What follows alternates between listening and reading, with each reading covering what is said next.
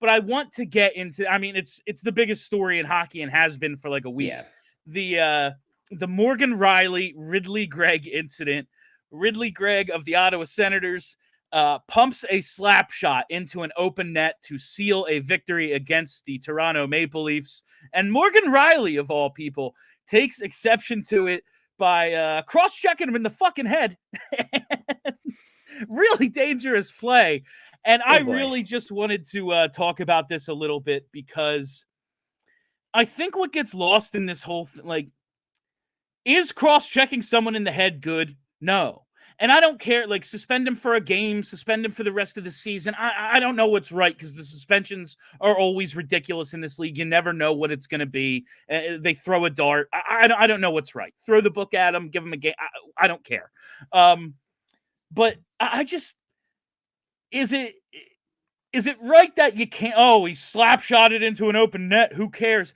You did something that was going to elicit a response. And if you didn't think there was going to be any kind of response, you've never fucking watched hockey before. And I assume as an NHL player, you've seen a hockey game. Just a guess. You've watched hockey sometime in your 20-some years of life. Good chance. The idea that the response was over the top, I just keep going back to Pulp Fiction. When they talk about somebody, when John Travolta and Sam Jackson are talking about someone giving Marcellus Wiley's wife a foot rub. And so Marcellus threw him off of a roof. Is that an over-the-top response?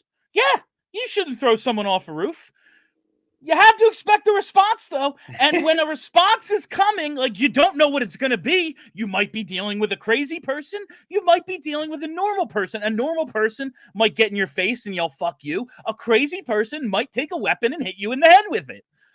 That's what happened. Like, if you're going to take that slap shot into the open net, you then, especially on the road, in the barn of a rival, you need to immediately throw your brakes on and drop your gloves and say, who's coming? Someone's coming. Like, you should be ready for that. And that's just fucking hockey. Is it right? Is it wrong? It's just hockey. Yeah. I mean, there wasn't really a question there, but yeah, I agree with you in that, look, right or wrong, that is something that hockey players are going to take umbrage with. They are.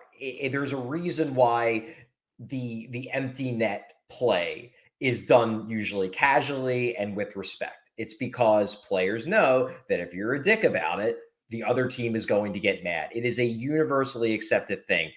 Did I get an enormous kick out of Ridley Greig basically giving them the middle finger with great. That?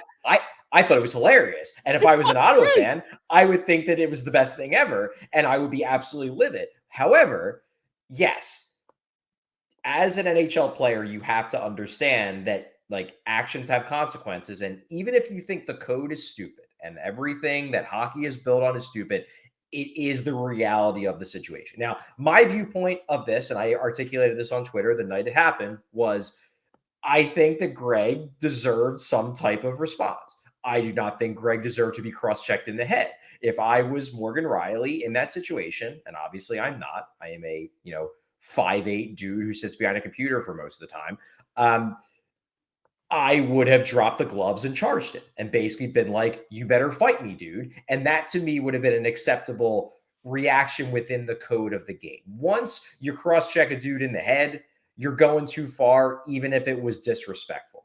So to me, like, I'm in that middle ground where I think Greig, like, the idea that Greig should just be able to do whatever the hell he wants, like, I'm sorry, that's just not hockey. However, I think it's fair for him to have expected I might have to fight because of this, not to have expected I'm going to, like, possibly get a severe career-ending concussion because I got hit with a piece of lumber in the head.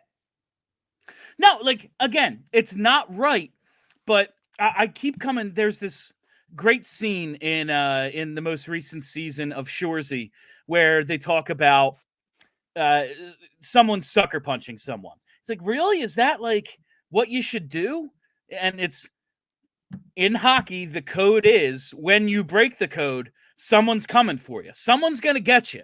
And whether they do so in a gentlemanly fashion, drop the gloves and say, let's fucking go, or they Todd Bertuzzi you, something's going to happen. Like, it's dangerous and it's violent and it's fucking stupid, but so's hockey. Like, hockey, like, think about what this game is. Canadian rednecks chasing each other around with weapons for over a frozen disc, you know? Like, and I thought with knives on their feet. Yeah, with knives on their feet. Like, it's insanity.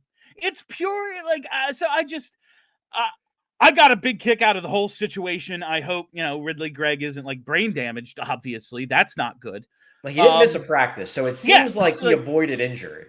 Yeah, and that's... Look, the main reason why we're still talking about this is because the NHL has been dragging its feet on this suspension. Like, he's getting suspended, but the fact that it still hasn't been resolved yet and it's 3 days later is kind of wild. No, I was like, I want to bring this up, but, like, I don't know, did I just miss the resolution? Like, do we... Nope, there isn't any. I didn't miss it. There just isn't any resolution. So I wanted to just talk about it a little bit, and I think the whole thing's great. Like, I love... sports don't have enough hatred.